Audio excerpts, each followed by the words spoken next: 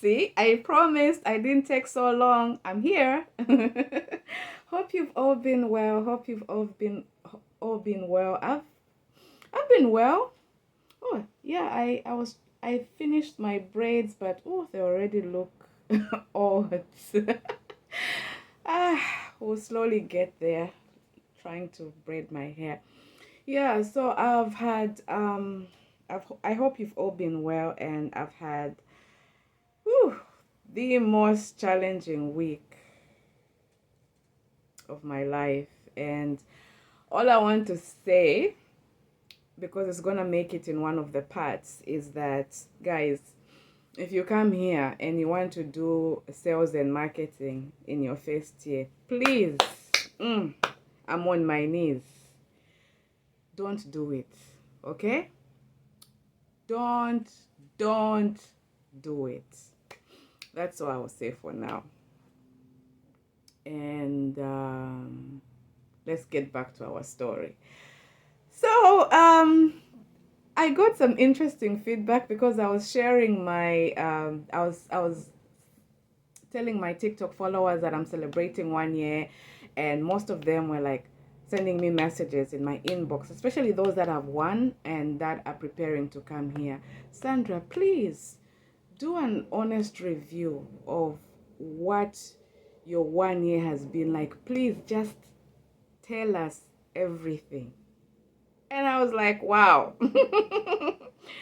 It's like you guys were in the spirit because I just posted something. And if you can make your way there and watch, and it kind of made me appreciate taking the time that I did, because when I've been trying to do this, and then every time I try to do it, like maybe just skip over some things or do bullet points, I don't know, I just wasn't feeling that I'm being authentic and just letting it out there. So when someone else came back and gave me feedback, one of the people that requested that they want an honest review, and she was like, Sandra, thank you for like, she was laughing about what I said about lowering your expectations. She was like, we're here in Uganda with my friends because they are winners and they'll be coming, and we're busy making budgets that, oh, when we go we'll be making $20.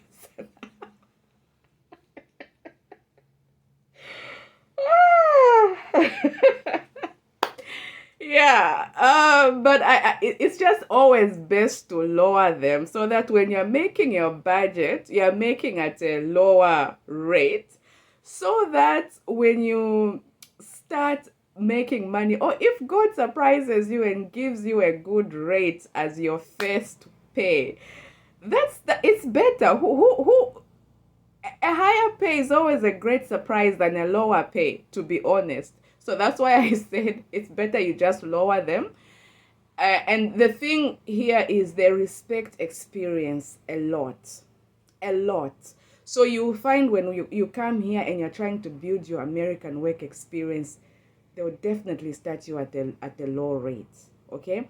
But I've learned some lessons. I've had some powerful insights. There are some things that you can do that can help you avoid getting that low rate as your first pay. So at some point I'll take I'll in one of the parts that I'm gonna make, I'm gonna talk about that. So let's get back to our story. So welcome to part 2 of my 1 year reflection in the US. For those of you that are coming here for the first time, I am a DV 2023 winner, so I haven't lived here long enough, and I know ideally I should have been sharing these stories at my 5 year mark, because who wants to be this vulnerable and open in the beginning? But I don't know, I just felt I needed to share and just put it out there. Okay, it hasn't been rosy, but neither has it been bad. So, and also just to help my brothers and sisters that are preparing to come here, what to expect for them to make some changes. So that's why I'm I'm putting it out there, even though I haven't been in this country for a long time. I still feel that I have a few insights that other people can find valuable. And so, where did we end last time? I am talking about my cleaning job in this video. So, cleaning job, eh? Wow, wow, wow. First of all, I want to say that I have a newfound respect for people that do cleaning jobs. A newfound respect. Wow. Yeah. Let's talk about this.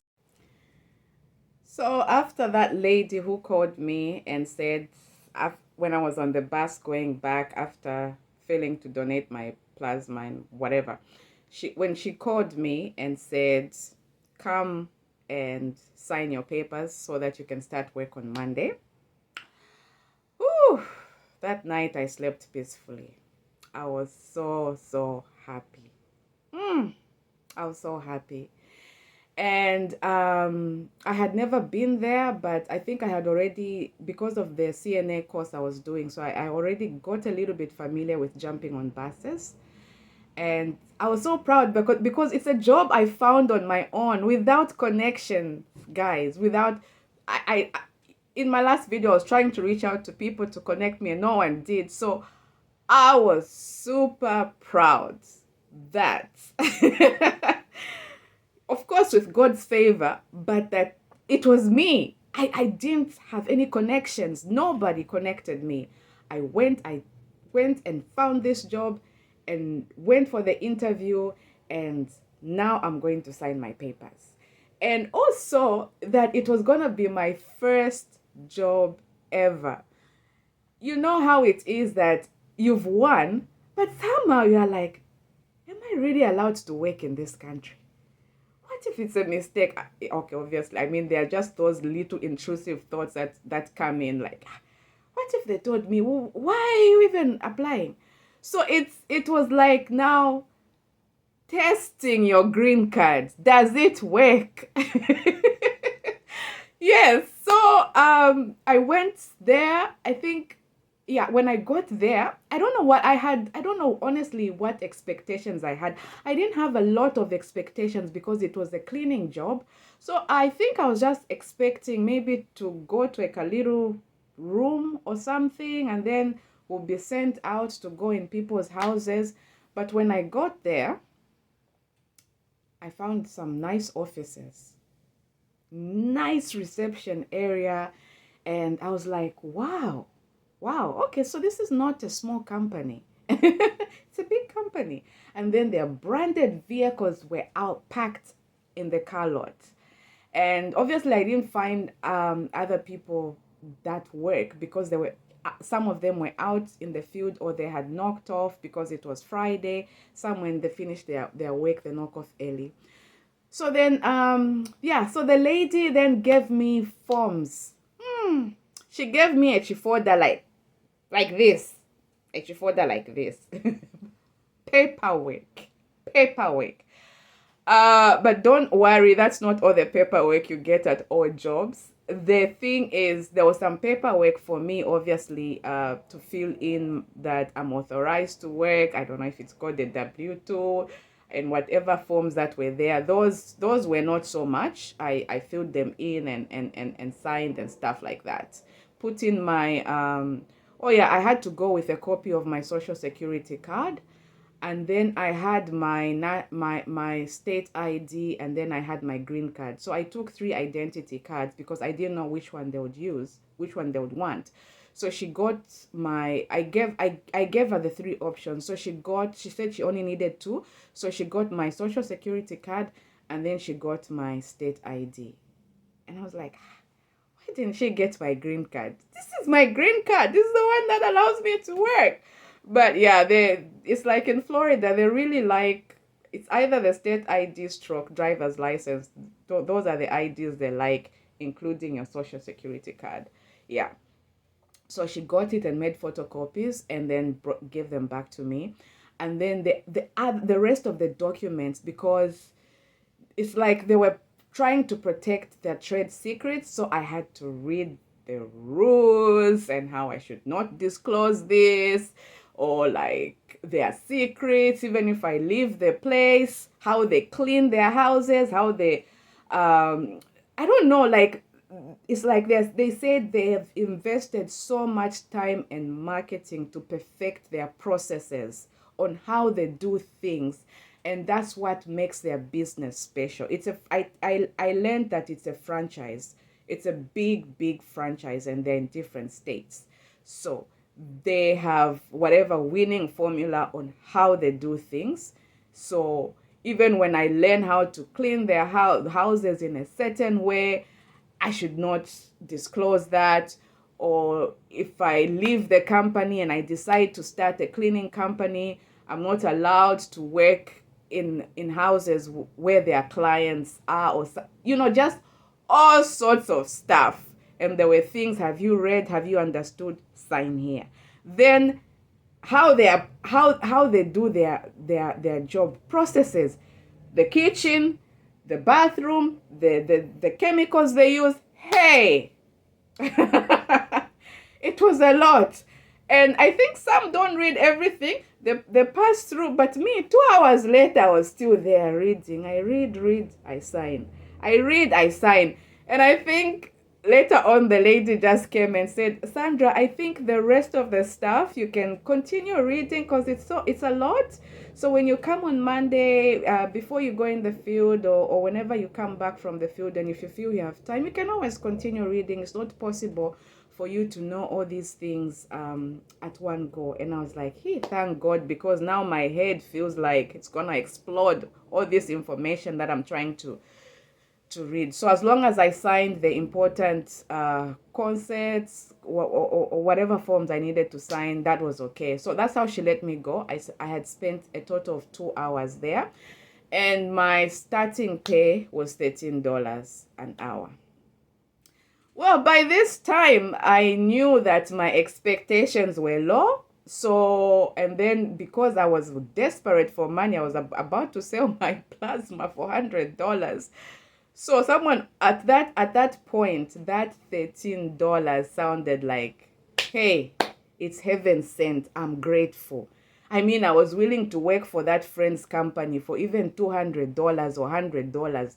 So if someone's offering me $13 an hour, I was grateful by that time, because I had already gone through the reality and all that stuff of low pay. So I was just happy that finally I can start taking care of my own bills. And then they said that pay was weekly pay. And because I'm a new person, I'm in training, so it's gonna be $13. But then when I finish, the others who've been there, who've worked there for a long time, they are on commission, meaning they get a percentage of what the client pays. And even if they don't work a full day, it doesn't affect their pay, because they are not on an hourly rate. They're on commission. As long as they've finished the house, if they can go. So they were on a different pay from me, obviously. And they said, this is where you should aim to be. Yeah. So weekly pay. And I was told, even if it's weekly, because when I was going to start on Monday, it doesn't mean that when I start on Monday, I'm going to be paid on Friday. Okay? Because I have to complete a full week. So meaning my paycheck will be paid the next week on Friday. So that's how she explained it. Yeah. So when I went for my orientation, I had, I think, even borrowed a wig from my sister, because by then I had my natural hair, and I was like, I need to look at least a certain way. So they even took pictures of me to post on Monday that, oh, welcome the new girl. But then when I got home, I thought, on Monday, should I continue wearing this wig with the heat in Florida? Because Florida is hot. I was like, me, I'm just going to, I don't care how mumbwa I look, village I look. Comfort is important, because I thought, no, people have said cleaning is hard, and then I should have something, I'm sweating. No, because I'm gonna throw that wig away. So on Monday, I just washed my natural hair, combed it, parted my hair, and when I got there, I looked a little bit different, obviously, from the picture that they took. And yeah, so I was like, so I just joked. I was like, yeah, no, I mean, I don't know, yeah, what I'm gonna find in the field. So I just decided, let me just have my natural look.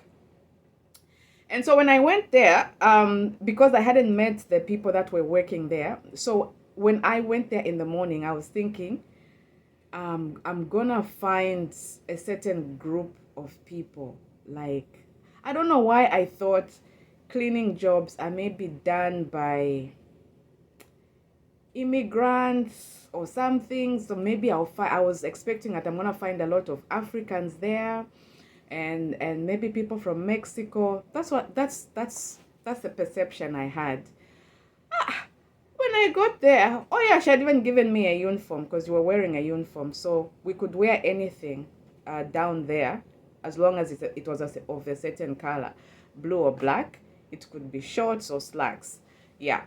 And then the top parts, t-shirts, and she had only given me one, because obviously I was in training. You don't know if someone's gonna last, so you're not gonna give them more than one. And I used to think, how am I going to be washing? Because obviously when I work, I'm going to be sweating. So I have to wash this every day. Yeah. So when I got there, I found all sorts of people. White, biracial, African American. I never found a single African person there. I don't even think there was even a Mexican there, to be honest. So I was like, wow, okay. Even white people. Honestly, I just don't know why I had that image. And so I was like, okay, so this job must be paying well for all these people who are citizens. They are citizens. I think there was only one immigrant, but this person came like maybe in the 90s. So by now she was already a citizen and stuff like that. So these are people who have choices. It's not like they are here because they don't have choices. They have chosen this maybe because it's their passion and they love it and it pays them. And they all had vehicles. I arrived early because I took the bus and I decided to go early for my job. So I was one of the first people there, and I just saw them coming. This one comes and they park their car, and I was like, wow, this job could pay me well. And I was even thinking, okay, I think I can, before I look for my office job, I can stay here for a good 6 months, 1 year, because these people have been so good to me. They offered me my first job. So yeah, I see myself staying here for a year. If it pays them so well that even these people are attracted to stay here, then it must be a good job.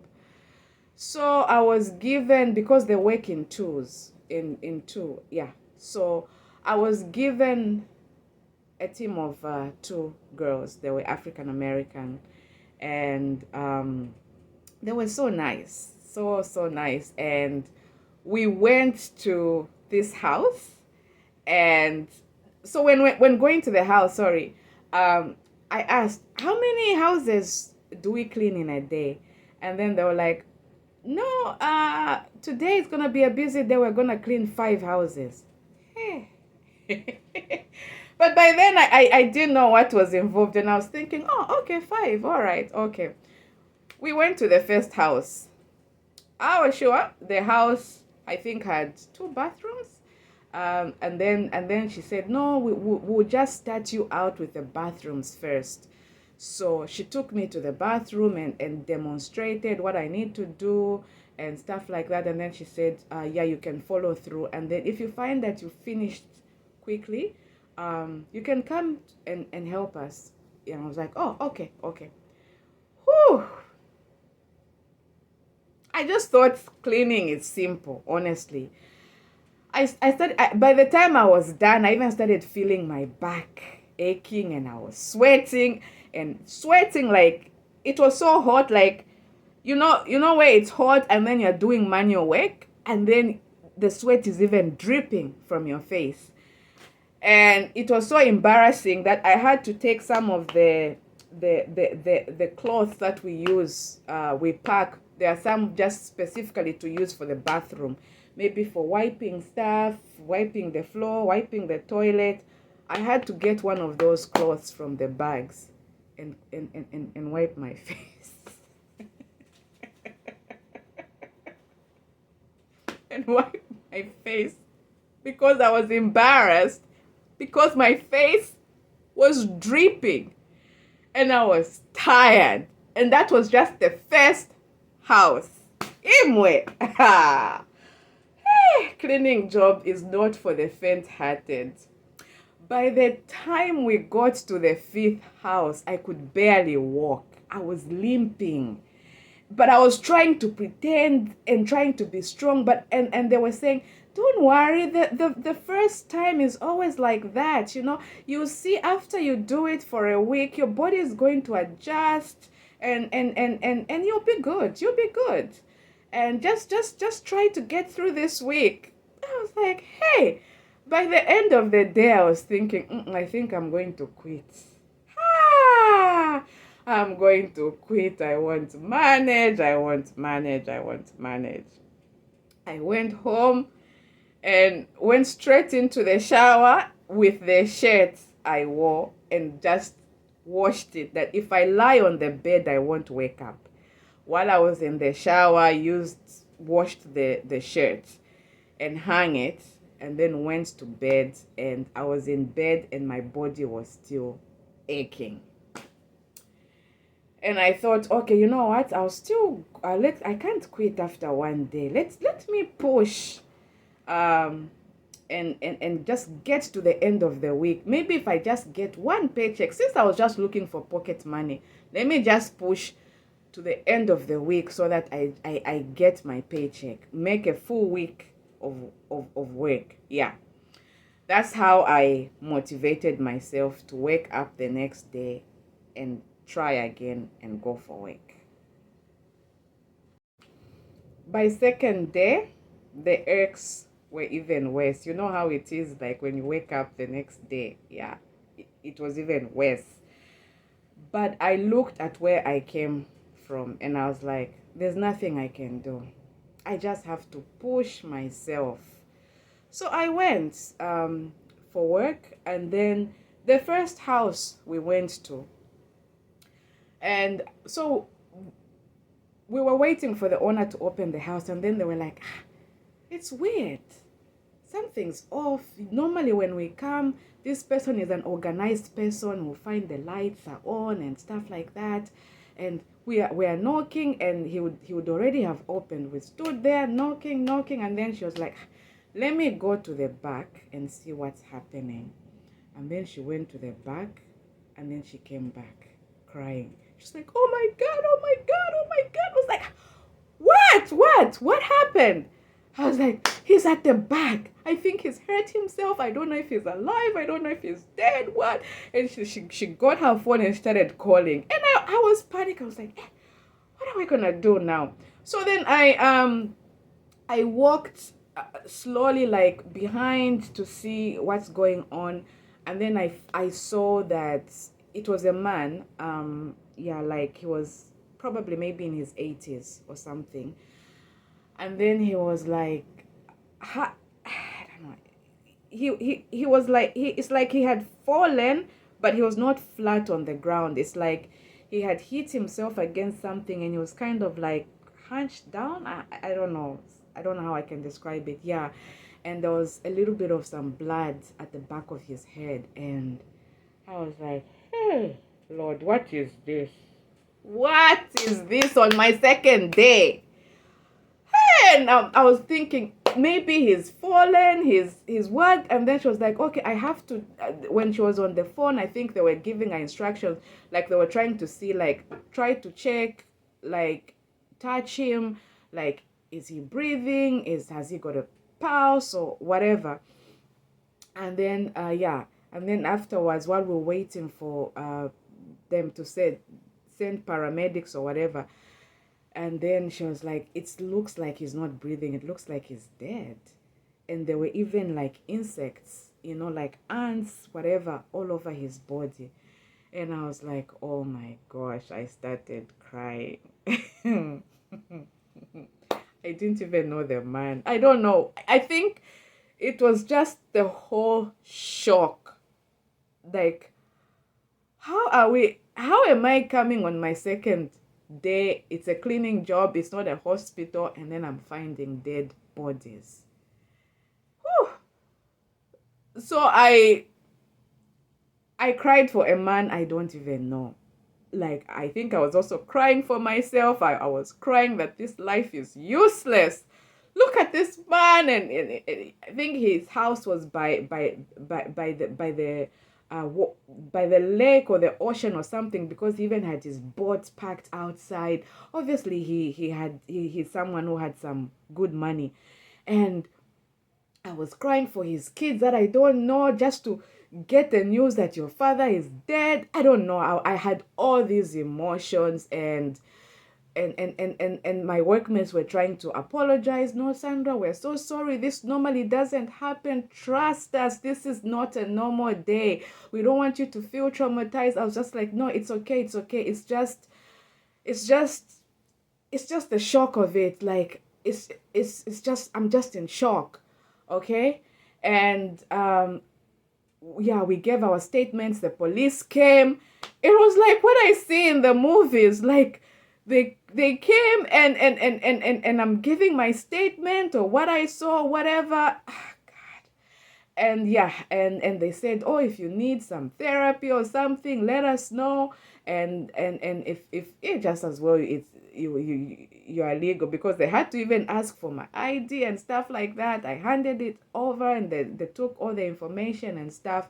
And then we couldn't even go to other houses because we had other houses to go to for cleaning.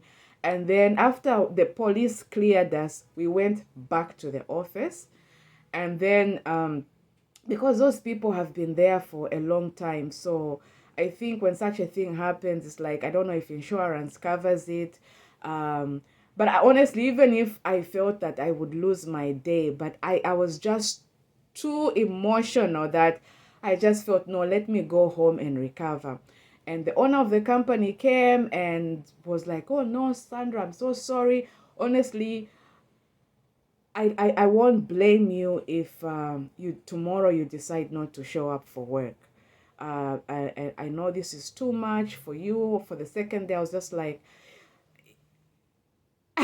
well, I didn't hide that I wasn't touched, because I was like, look, I know I'm crying for someone I don't know, but I think it's just a mixture of emotions and shock, because I wasn't expecting to find something like this. Maybe if I was working at a hospital or something and then I come across such a thing, maybe, but cleaning, I was just expecting, we're just coming to clean someone's house. I wasn't expecting that we're going to find the owner of the house lying dead outside his house, and he was just out there. So I was seeing everything. I was looking at him. I couldn't even take my eyes off the body until they came and did their stuff. So so that's how I left. I think I got home around 9 something or 10, I can't even remember. And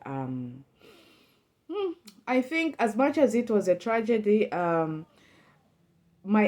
it also helped my body, because I don't even know how I would have worked that day, because I was in pain. So I also just took that time to just rest, to lie down and hopefully recover. But hey, that was an unexpected shock, and I was like, Lord, why me? Why me? Why couldn't you spare me from seeing this? But such is life. That's what happened on my second day. And I calculated that, so even the hours I was supposed to make today gone just like that. I was like, anyway, tomorrow is another day. Yeah. So, yeah, the next day we talked about it. They were happy to see me show up for work. They were so happy to see me show up for work. I mean, it was beyond their control. It's not like they knew it was gonna happen. So why would I blame them for putting me through that? It was also beyond their control. So yeah, they were happy, and it kind of helped us, me and the two girls I was working with. It also kind of helped us to bond because we had this shared experience together, and yeah, the work was still hard. So now because of whatever, I can't talk in details about how we used to clean those houses, but it was, all I can say is that it was a wonderful experience. As much as it was hard, yes, it was hard. The whole week they put me on bathrooms. Some houses had 4 bathrooms, and because the clientele we had was kind of like on the high end, so people that had money, so it was rare to find a house that had 1 bathroom. If it had 1 bathroom, maybe it was a client they've had for so many years that maybe when they were younger and they had money, and they still keep them on. They like to maintain those long-term relationships. So I discovered that, because I would wonder how come some of these have maybe a lower rate or whatever. Like if you've been a long-serving customers, even the increments or whatever, they kind of don't affect you so much. Yeah. So those who had like 1 were rare. most it was 2 bathrooms, 3 bathrooms. Then there were like even 5 bathrooms, guys. 5 bathrooms, upstairs houses. You even had to use an elevator. Oh, please. And those girls are fast. It's like it was timing, because for them it was commission. All right, it was commission. So when we get there, you have to get your work done. 1 hour, 1 hour 30 minutes maximum.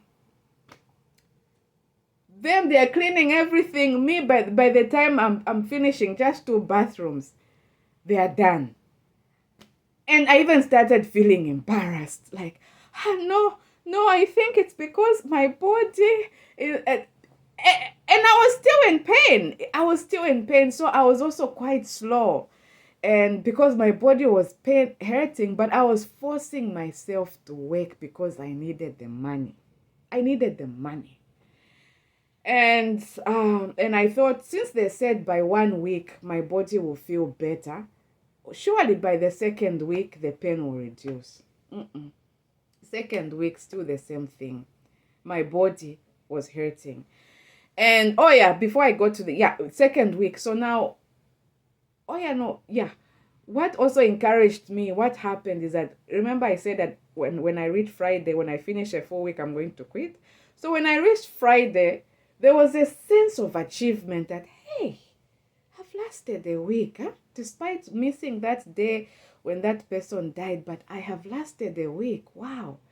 Let me see if I can also push myself for another week. So every week, Monday, I'll tell myself, this is my last week. I'm quitting. I'm quitting. But by Friday, when I finish a whole week, I'll be like, I think I can push another week. That's how I was coping. And when I got my first check, I was expecting less, actually, when I calculate the hours, and because those girls were on commission. So when we finish work quickly, they knock off. Maybe we leave at 3 p.m., sometimes even 2:30 or 4 p.m. So me, who's put on hourly rates, I would lose out. So I thought maybe I'll just get like $400. But that first paycheck was $650. And I was like, wow, because this $650 doesn't even amount to someone who gets $13 and has worked a full day. Because I only worked once where I did a full day. And then I had missed that day when that person died. So my conclusion was that because of what I went through, the company, I think, I don't know, maybe out of their discretion or something, they decided maybe to pay me a little bit more or whatever the insurance covers them, maybe if they miss a day or something. I don't know. Because I can't explain how I got 650, because the other week I never got 650. I got 500 and something. So, and ever since I left, I never ever got that 650. So I don't know what happened. Okay, they must have done something, yeah, with maybe they gave me something of the insurance money. I don't know, I never even asked. I was just happy to get a little bit more than I was expecting. So that's how I would push myself.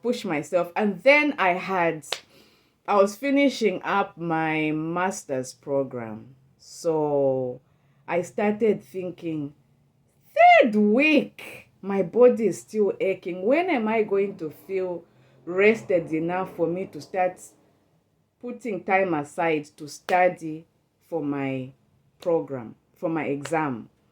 And then it started dawning on me that, should I take some time off? No, I can't take 2 days off. I need more than that. So then it dawned on me that, okay, whether I like it or not, I have to quit.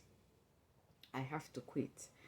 And let me just push myself and save the money that I'm making, excuse me, as my pocket money, so that during that time, when even if I quit while I'm studying, I won't be broke. I'll have some money. So I just used to, I wasn't even contributing to any bills because I knew I was going to quit. That's not a job that was going to help me contribute bills. So I was keeping most of it in my account. I get my paycheck, I keep it. Maybe I remove a little bit to solve one or two things. That's how I did it. And then I started feeling bad that, how am I going to break this news to these people? They have been so good to me. They offered me my first job, and they liked me because I was dedicated, and no matter how hard the job was or how tired or how my body ached, I never made an excuse to not show up for work. I always used to show up for work, and they said they had challenges. People liked calling off, missing. So they were even offering some kind of bonus, that if you've worked for the whole week, you earn a bonus or something. I don't know if I don't know how much. Yeah, they were offering a certain amount. And so me, the whole time that I was there, I never missed, not even one day. None. I always showed up. When my body hurts, I'll take some Panadol, some painkiller, I'll drink just to help me. The pain minimized, it started minimizing, but it was still there.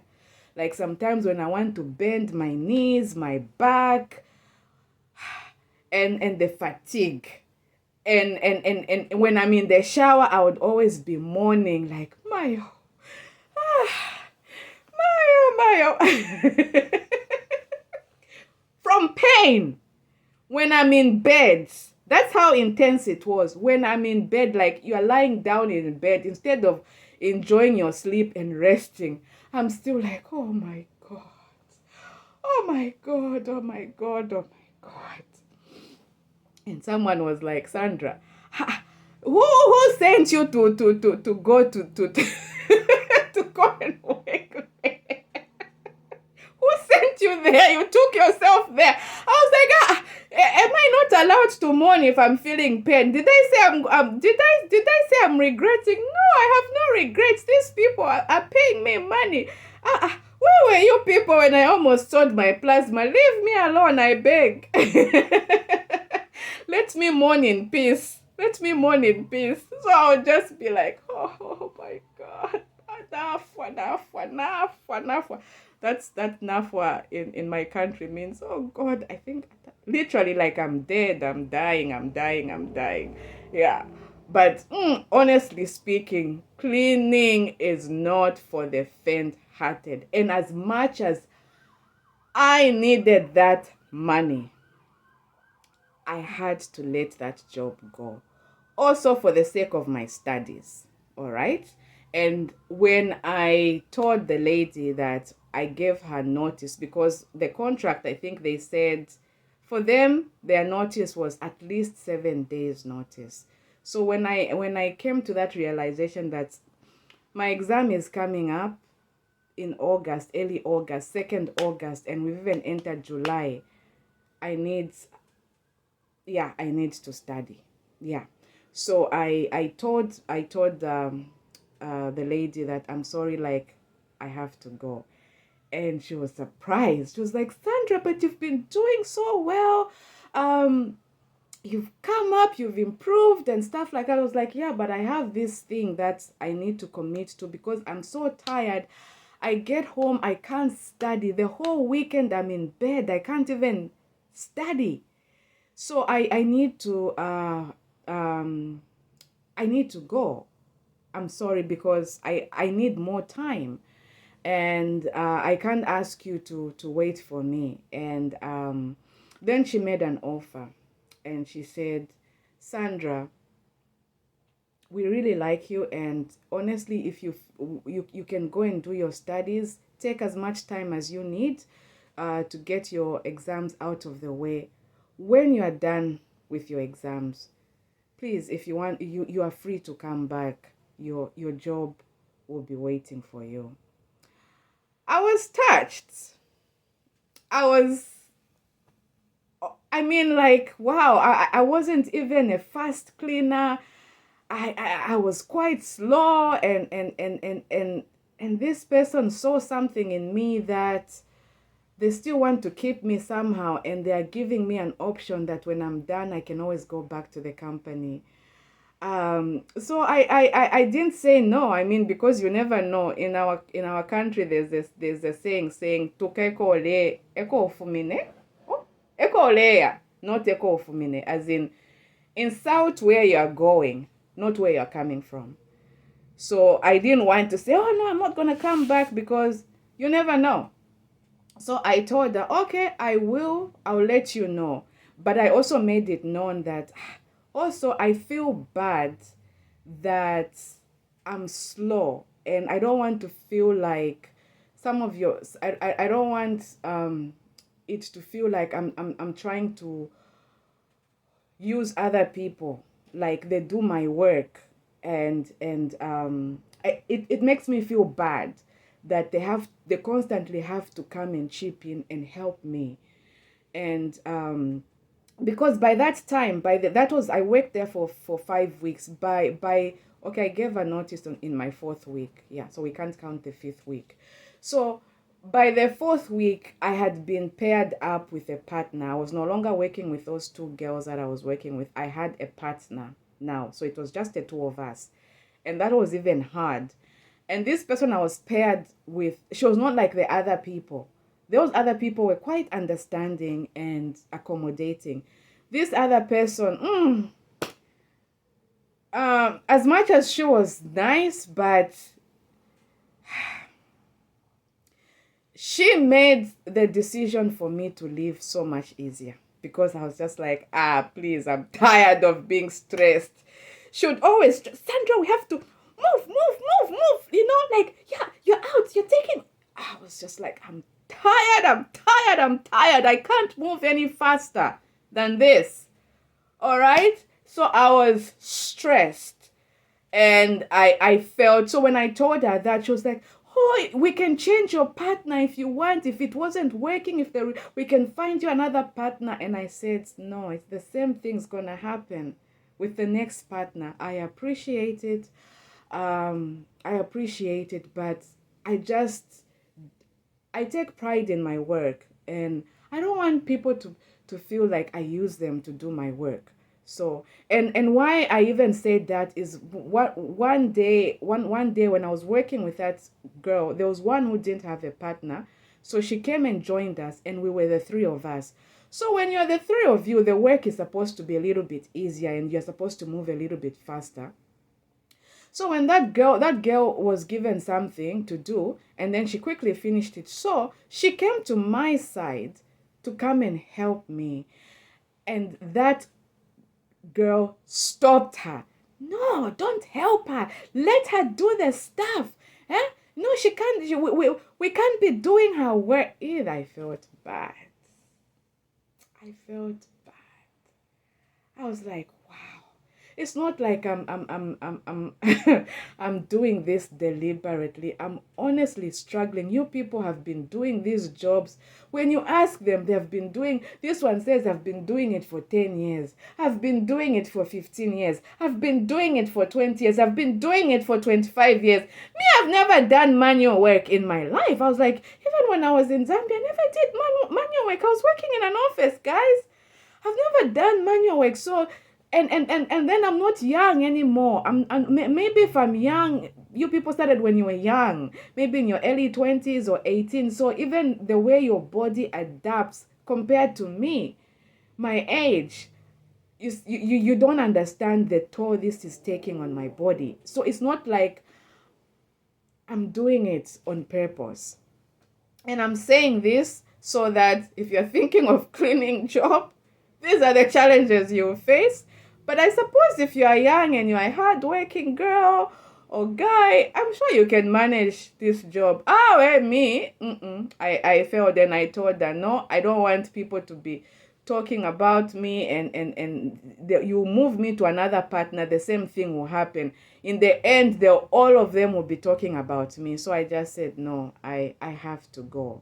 I appreciate it. I thank you so much for this opportunity that you gave me. But yeah, maybe I may come back. Maybe I won't. I don't want to say I won't since you've made this offer. But I'm grateful. And that's how I left the cleaning job. It will always have a special place in my heart because it came at a time that I was desperate for cash, where I almost sold my plasma, and it afforded me to have an opportunity to have some money in my bank account.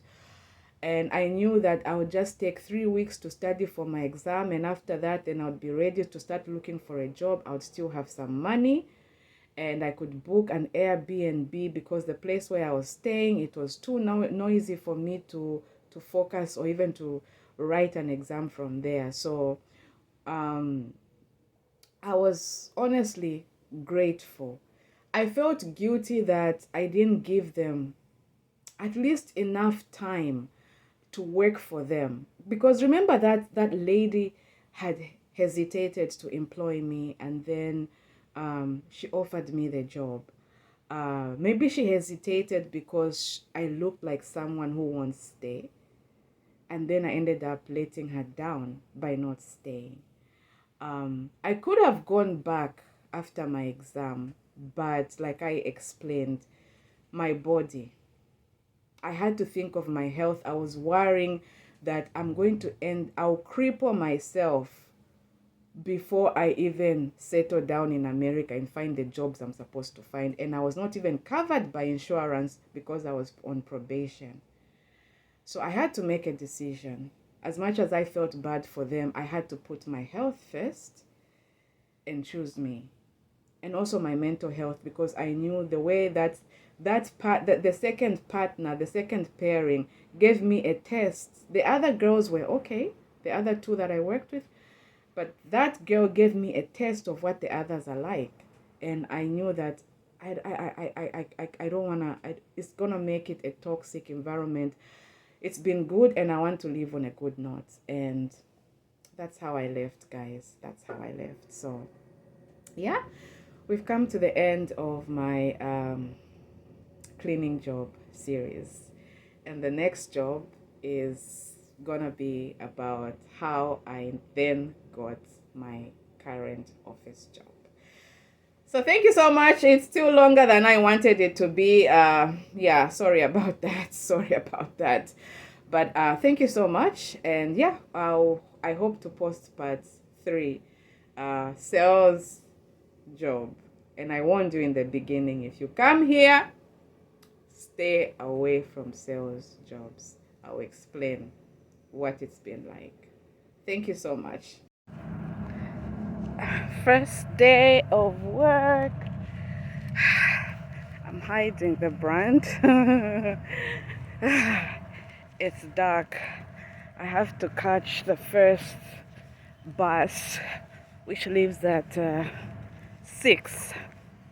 So if I want to be on time, then I have to take this bus, because the next bus going to the place where I am going will be leaving at 8, meaning I arrive at 8:45, and that's not gonna cut it for the first day. So where I'm going, my work starts at 7:45. So this bus I'm taking, I'm gonna arrive at 6:48, meaning I'll arrive an hour early. It's okay, I guess. Yeah, I'm walking. I don't know. It's not scary. Not really scary, I guess. Yeah. We'll see how the day goes.